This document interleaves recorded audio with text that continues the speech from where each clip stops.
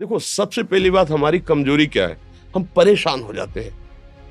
संसार में देखो तो परेशान, परमार्थ की तरफ देखो तो हम परेशान हो। ये हमारा आदत स्वभाव बन गया परेशान होना।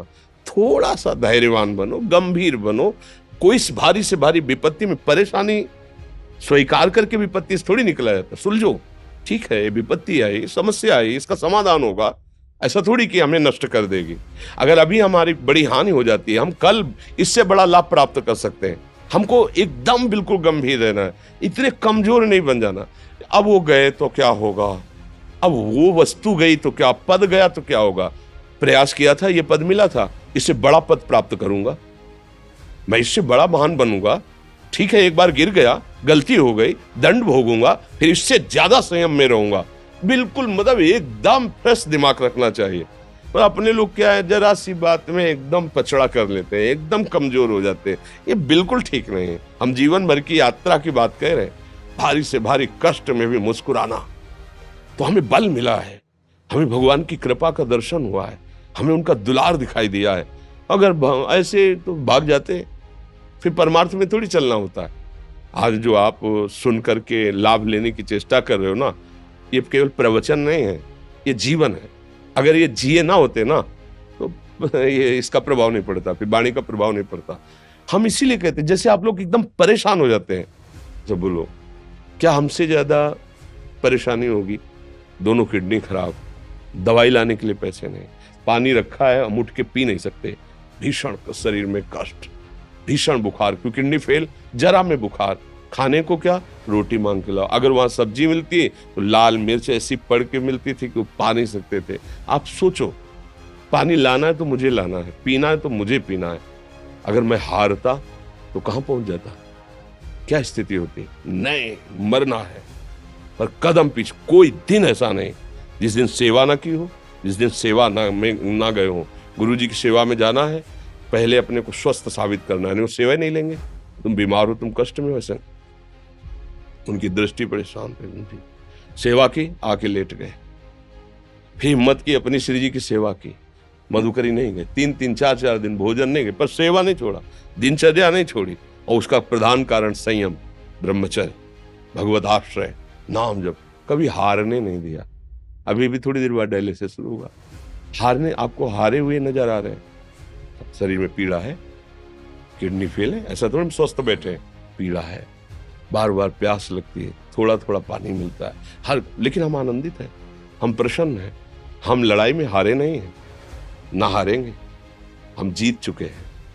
हम अपने मालिक के भरोसे में अपना संवाद, तो वो ये हम अपनी बड़ाई नहीं बता रहे, हम आपको बता रहे समस्या।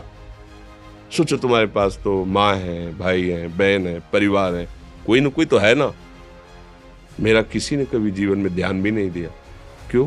बचपन से बाबा जी बन गए, किसी से प्यार नहीं, किसी से संबंध नहीं, कोई जानकारी नहीं, हम कहाँ हैं, वो कहाँ है, किसी से कोई मतलब नहीं। अच्छा, जवान साधु कौन श्रद्धा करे?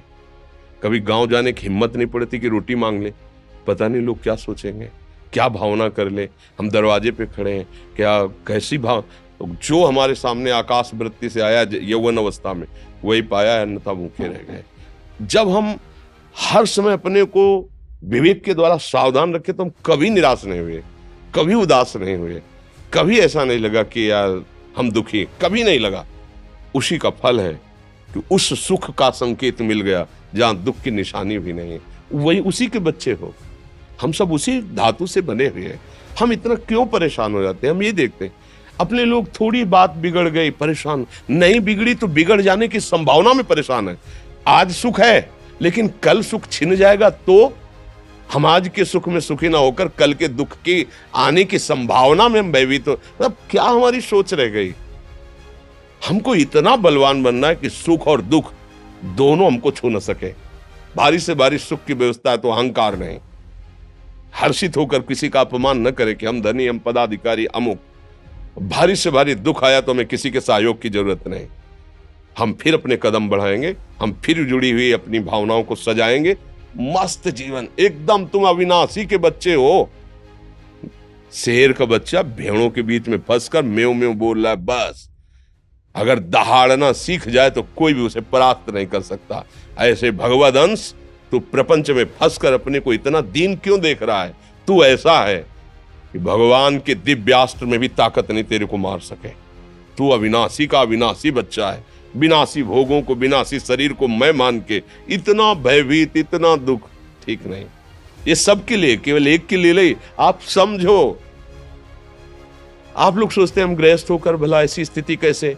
जनक जी सुखदेव जी के गुरु हैं और राजा हैं, महल है, रानियां हैं, नौकर है, चाकर।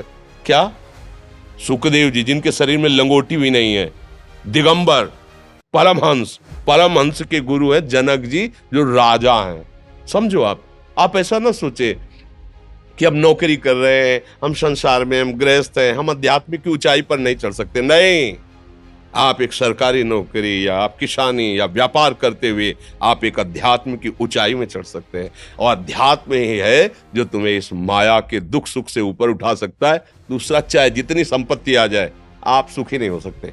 सब देख लो, आंख खोल के देख लो। अध्यात्म ही है जो तुम्हें हर कष्ट सहकर मुस्कुराकर जीने का रास्ता बता देगा कि आप आनंदित हो जाओगे। कुछ नहीं बिगड़ा। अध्यात्म है तो कुछ नहीं बिगड़ा, अध्यात्म नहीं है तो कुछ नहीं बना, कुछ हाथ नहीं लगने वाला।